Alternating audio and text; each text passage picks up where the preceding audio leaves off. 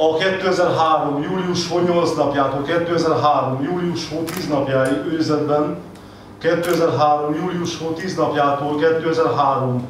július 16 napjáig előzetes letartóztatásban volt, majd 2003. július 17 napjától 2003. december 30 napjáig házőrizetben tartott azóta a szabadlábon lévő dr. Mikler László, harmadrendű vádlott, bűnös, 3 rendbeli vesztegetés büntettében, BTK 250 szakasz, 1 bekezdés, 3 bekezdés.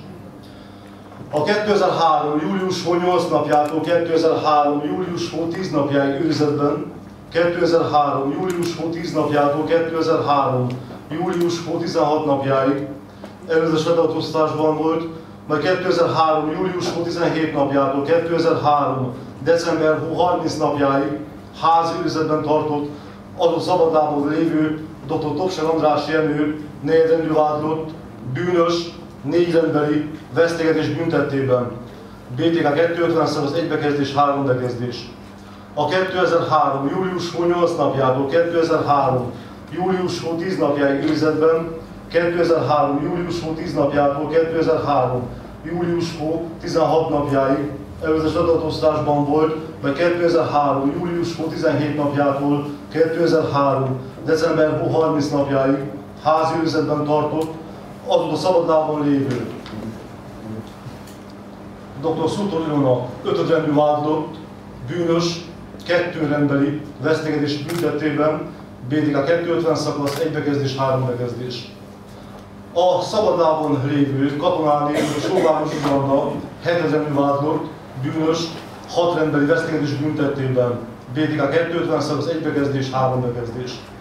A szabadlábon lévő dr. Nagy László Béla, 10. rendű vádlott, bűnös, 22 rendbeli vesztegetés büntettében, BTK 252 szakasz, 1 bekezdés, 3 bekezdés, B. Római 2-es fordulat, folytatólagosan elkövetett csalás büntettében, BTK 318 szakasz, 1 bekezdés, 2 bekezdés, C.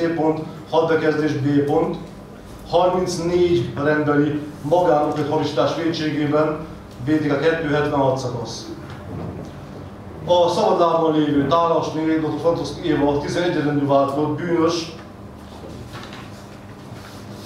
folytatólagosan elkövetett csalás büntettében, BTK 318 szakasz, 1 bekezdés, 2 bekezdés, C.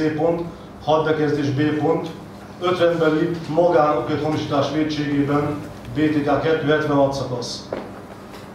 A 2003. július 1 napjától 2003. július 3 napjáig őrizetben, 2003. július 3 napjától 2003.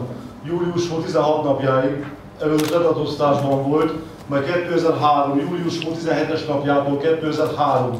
december 30 napjáig házőrizetben tartott azóta szabadlábon lévő Kapdemon Mária, 12. rendű vádlott, bűnös,